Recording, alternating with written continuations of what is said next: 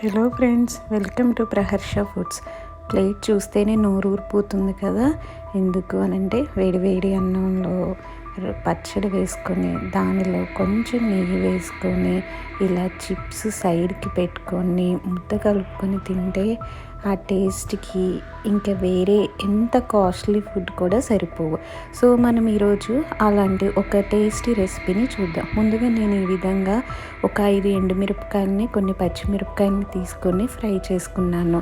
మీరు కావాలంటే కంప్లీట్గా ఎండుమిరపకాయలతో కూడా చేసుకోవచ్చు, కానీ రెండు కలిపి చేస్తే టేస్ట్ అనేది చాలా బాగుంటుంది.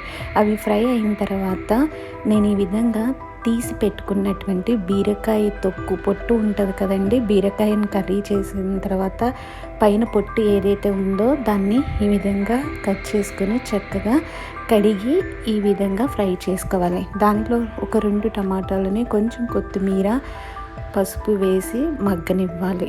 ఇవి మంచిగా మగ్గాలి. మగ్గితేనే పచ్చి వాసన అనేది రాకుండా ఉంటుంది, లేకపోతే పచ్చడి అనేది పచ్చి వాసన వస్తుంది.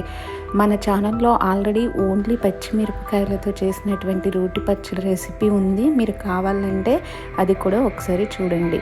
ఈ విధంగా మిక్సీలో వేసుకున్న తర్వాత కొంచెం చింతపండు, వెల్లుల్లిపాయలు ఇవన్నీ వేసుకొని మనము చక్కగా మిక్సీ పట్టుకోవాలి. మీరు రోలు ఉన్నట్లయితే రోట్లో కూడా నూరుకుంటే ఇంకా టేస్ట్ అనేది చాలా బాగుంటుంది.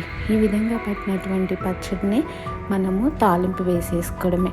అంతేనండి, ఎంతో టేస్టీగా ఉండేటువంటి రోటి పచ్చడి అనేది లేదా మన బీరకాయ తొక్కు పచ్చడి అనేది రెడీ అయిపోయినట్లే. దీన్ని కొత్తిమీర అదేవిధంగా ఆనియన్స్తో గార్నిష్ చేసుకుంటే సూపర్గా ఉంటుంది.